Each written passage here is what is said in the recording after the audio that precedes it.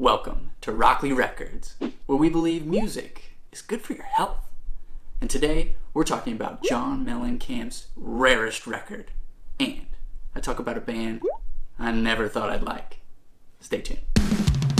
Get ready for Rockoli, bringing music to you. Rockoli, rock and roll, metal and country too. Get ready for the record of the week. Get ready for Rockoli.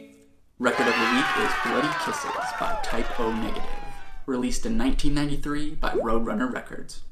Type O Negative is a band I never thought I'd like. They're an American gothic heavy metal band, and anything with gothic in it I used to think wasn't for me. However, Type O Negative blends heavy metal with pop and gothic in this really interesting soundscape that is very unique.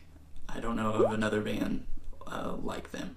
They also incorporate very juvenile at times humor, satirical, being serious about not serious subjects, and then they'll be not serious about very serious subjects. It's very interesting. Sometimes it has me laughing. Their music sounds what I think a B-movie horror flick would sound like. The lead singer has baritone bass vocals that sound like a vampire singing. Very interesting. And the vocals are very compressed, so it sounds like the microphone is in his mouth. So everything is dripping with diction. Some standout tracks are Christian Woman and Black Number One are the two big hits off this album, and you'll immediately see what I mean. It's almost like if the Munsters made a heavy metal record with clean pop vocals on the choruses. This would be it. I kept seeing this album pop up in my feed on Facebook, YouTube. People were getting this and excited about this album coming out because it had been out of print. I had never heard of the band, never heard of the genre, but decided to give it a try and was very pleasantly surprised. It comes on, and this is just a standard reissue on this green splatter vinyl. The lead vocalist, Peter Steele,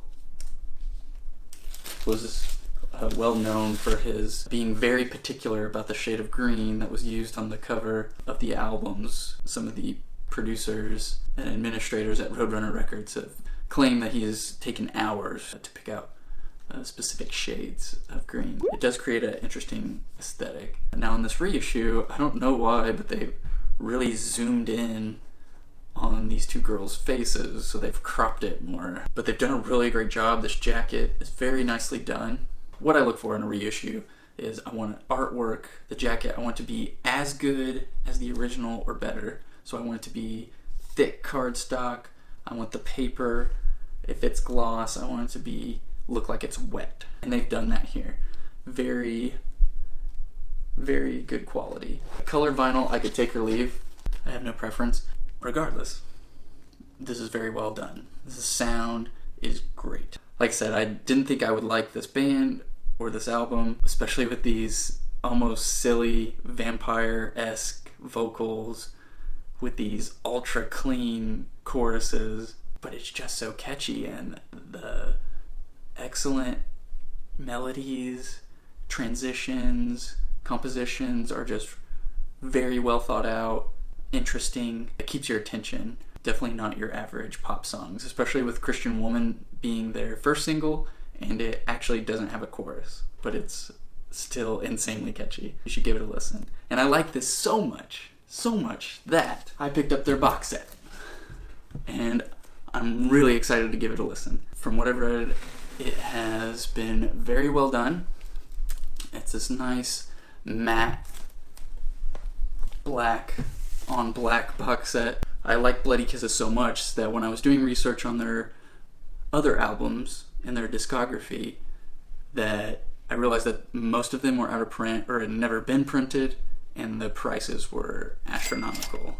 However, Run Out Groove released this box set just last month, and I'm very excited to give it a listen. I'm a huge John Mellencamp fan. Now critics will say he's just a poor man's Bruce Springsteen.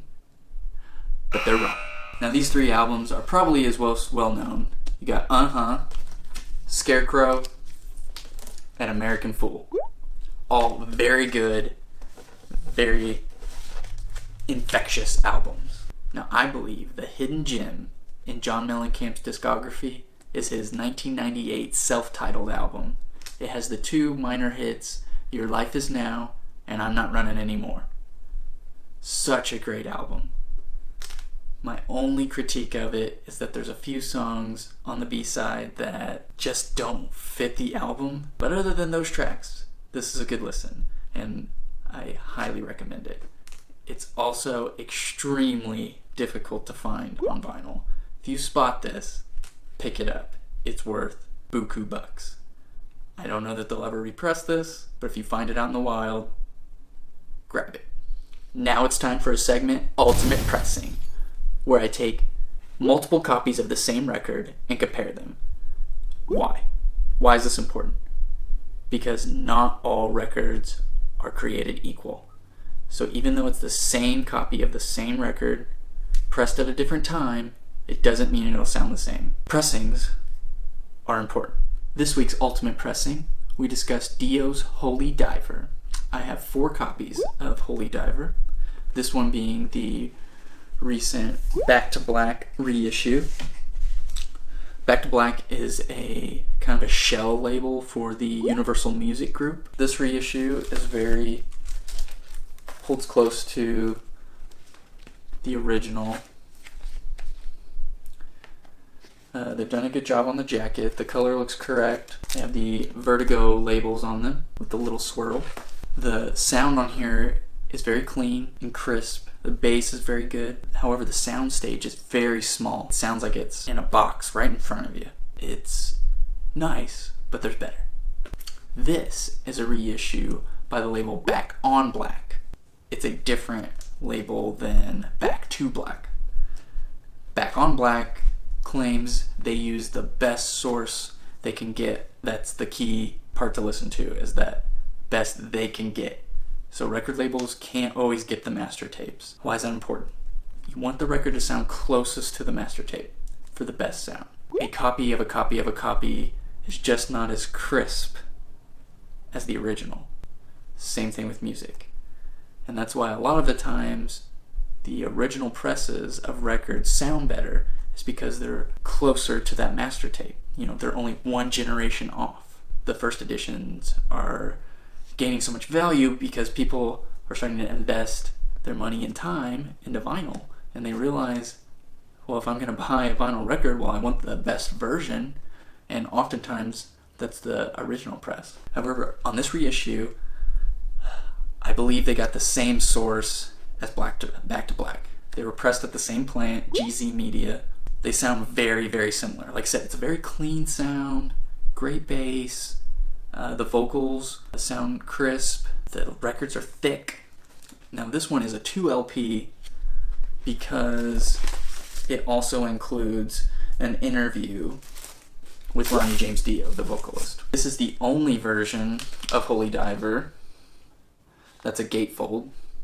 The labels are custom, however, they're just kind of close-up shots of the record and not really anything special. The sound is not bad on these Back to Black and Back on Black reissues, but it's not great. This is a Japanese first edition of DIO's Holy Diver, and it sounds really good. The soundstage is so wide. The vocals are powerful and hit you. The drums sound very clean, very good. The problem with this record is the equalization seems to be a bit off. Ronnie's vocals seem to get shrill in parts, but overall it's a really good sounding record, and I thought it was the best until I found this German pressing.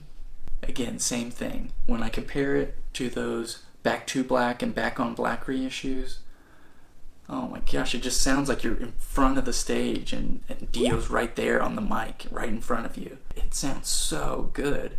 It's so much bigger and larger, and the instruments are separated, and you could hear the drum fill go across the room. It's awesome. This is the best version I've found, and the ultimate pressing. In this segment, I want to talk about a band that probably gets just as much love as they do hate, and that band is Quiet Riot. Metal Health was an absolutely massive album. This was the first metal album on the charts. It broke down the door for metal. Even though they skyrocketed to the top, they fell off about as fast. I think that's due to the lead vocalist, Kevin DuBrow. He was notoriously an arrogant, pompous soul. The two huge songs off this album were the title track Metal Health and Come Feel the Noise, a Slade cover. Man, Kevin's vocals so powerful. It's just such a shame. He was so stinking good, but he knew it. And that was a turnoff for people. Even though his talent just radiates off this album, his arrogance made them crumble. Sad. This album becomes massively huge. Well, the record company was like, well, we gotta push another one out. What did they do? They basically make Metal Health 2. It's got another Slade cover, basically the same album. This album is good. It's a decent listen. Kevin's vocals, again, shine on this record. He does a really good job. I mean, his voice is just so powerful, and he has this unique tone that just sings just perfect for metal at the time. This album famously gets a 2-word review. Second album is called Condition Critical, and the critics simply wrote Prognosis Terminal. This real-life event was mimicked on Spinal Tap, where the band Spinal Tap, which is a fake band, releases their fake album Shark Sandwich, where the critic simply writes a 2-word review, Shit Sandwich. So Kevin DuBrow was a jerk, but I think their story could have been completely different had he zipped his lip, had they also released this album second. This is their album Terrified. This is good. There's some development on their part, a little bit better songwriting, and the vocals, again, fantastic.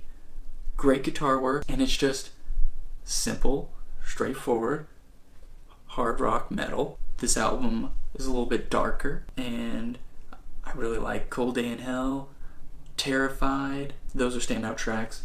What's cool about this album is it was pressed by Night of the Vinyl Dead on this blue and red splatter wax. They only pressed 350 copies. So if you really like Metal Health and you're interested in another album with that style that isn't exactly the same, their album Terrified is worthy of a spin. Well, that's all for this week, but I want to know what you think in the comments below. I'm Jacob, and you've just had a healthy dose of Rockoli. See you next time.